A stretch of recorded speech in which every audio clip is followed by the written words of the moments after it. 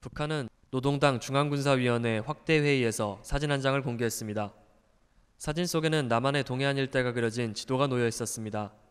이는 대놓고 남측을 겨냥한 군사 위협 수위를 올리겠다는 북한의 의도로 보입니다.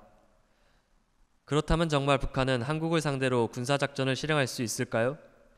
나아가 전쟁에 발발한다면 북한의 남한 침공이 성공할 수 있을까요?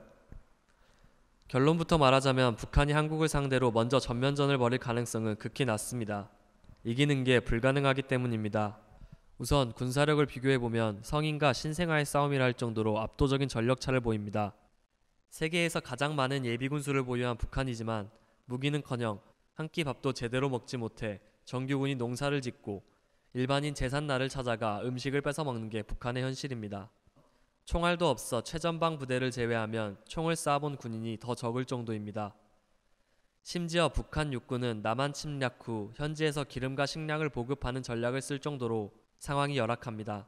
즉 한국에 들어와 편의점이나 마트에서 수십만 육군의 식량 보급을 해결하고 주유소에서 전차 등의 차량에 기름을 보급하겠다는 터무니없는 전략을 채택하고 있습니다. 북한 공군은 전투기에 넣을 연료가 부족해 비행훈련을 하는 사람이 지도 위에서 비행기 흉내를 내며 훈련을 하고 있을 정도로 처참합니다. 전쟁을 지속하기 위해서는 병력 말고도 경제력이 뒷받쳐 주어야 합니다. 한국과 북한의 경제력은 100배가 넘게 차이나며 국방비도 30배 이상 차이가 납니다. 한국 입장에서는 전선을 유지만 해도 굶어 자멸할 상대가 북한군입니다.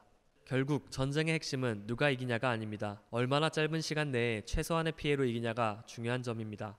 물론 불안 요소가 없는 것은 아닙니다. 중국의 개입이나 북한의 핵과 같은 변수가 있을 수 있습니다.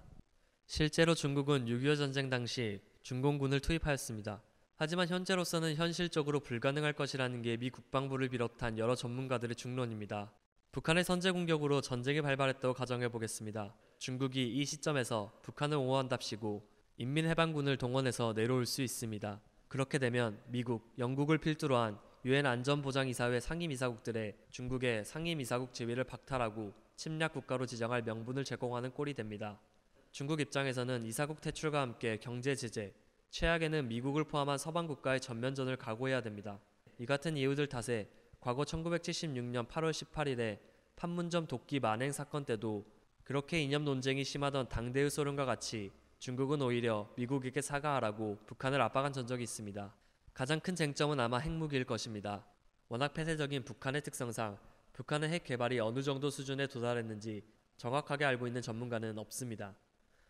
그나마 일부 드러난 정보를 토대로 보았을 때 핵을 보유했더라도 그 수량 자체는 극히 적을 것이라는 게 중론입니다. 이는 핵을 침략을 위한 수단보단 외부를 향한 공갈 협박을 위한 도구로 만들었을 가능성이 높다는 것을 의미합니다.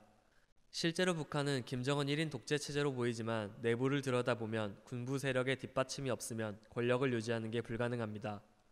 그렇다고 군부 세력을 통제하기 위해 마음대로 숙청하기에는 군부 엘리트가 전략무기 개발 통제를 담당하다 보니 멋대로 행동하기가 어렵습니다. 어린애의 치기로 마음대로 핵을 사용하는 것이 불가능하다는 것을 의미합니다. 그렇기에 전쟁이 발발하더라도 최후의 협상 도구로서 핵이 이용될 것이라 예측됩니다. 실제로 탈북한 군 간부들을 포함한 엘리트층들은 김정은의 공포정치와 무자비한 처형들에 대해 그다지 공포심을 느끼지 않고 있다고 전했습니다. 오히려 살아남기 위해 무자비한 방식을 택하는 어린 권력자의 비인간성에 치를 떤다고 전합니다. 전쟁이 일어난다면 비약한 북한의 방공망과 한국의 킬체인을 고려하면 전쟁 초기가 아니면 핵 발사 성공이 불가능합니다. 하지만 반대로 전쟁 초기 핵 공격은 지리적 위치 그리고 북한 내외의 정치적 이유 등으로 한국에 핵을 발사할 가능성이 극히 낮습니다. 킬체인은 1991년 걸프전에서 처음 등장한 전략입니다. 이라크군의 스커드 미사일 이동식 발사대를 공격하기 위해 미국을 비롯한 다국적 군이 특수부대와 인공위성, 정찰기 등을 동원해 발사대를 탐지해 격파한 것이 시작이었습니다. 고체 연료 특성상 발사 직전에 넣어야만 하는데 이 시기는 짧아도 1시간이 소요된다는 단점을 파고든 전략입니다. 북한 핵무기에 대한 선제 타격 체계 개념인 킬체인은 탐지, 식별, 결심, 타격 순서로 진행됩니다. 표적 탐지의 1분, 좌표 식별의 다시 1분, 사용 무기 선정과 발사 결심의 3분, 이 과정을 5분 안에 마치고 목표물 타격까지 25분 안에 완료한다는 계획입니다. 한국군은 2017년 시기에 현무 미사일을 기존 1,700개에 2,000개를 추가 생산해 총 3,700기로 개전 즉시 북한 내 모든 미사일의 70%를 파괴할 수 있게 되었다고 발표했습니다. 물론 이러한 발표에 그 전에 북한이 핵을 쏠 것이다. 15분 안에 핵으로 서울은 초토화될 것이다. 라는 댓글들이 있었습니다.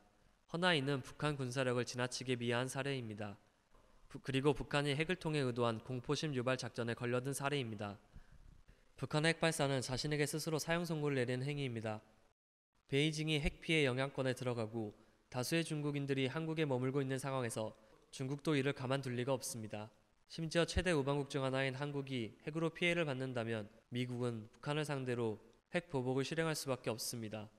그렇지 않을 경우 친미 동맹국은 미국 핵 우산에 의문을 품고 이탈할 수 있기 때문입니다. 이처럼 동아시아에 미국의 핵이 떨어지는 걸 중국이 용납하지 않을 것입니다. 그렇기 때문에 북한의 핵실험 초기 중국 내에서는 압록강과 두만강 이남으로 한국의 한반도 통일을 지지하는 여론이 생기기도 했습니다.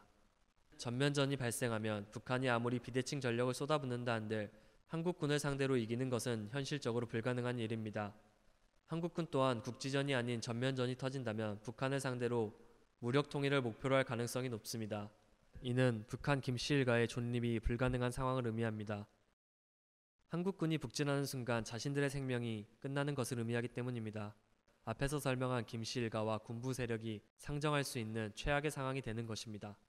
자신들의 권력을 유지하기 위한 수단으로 핵을 만들었지만 이를 사용하는 순간 자신들이 살아남을 구멍을 스스로 막는 꼴이 되는 것입니다. 지금까지 북한과 핵에 대한 뉴스였습니다.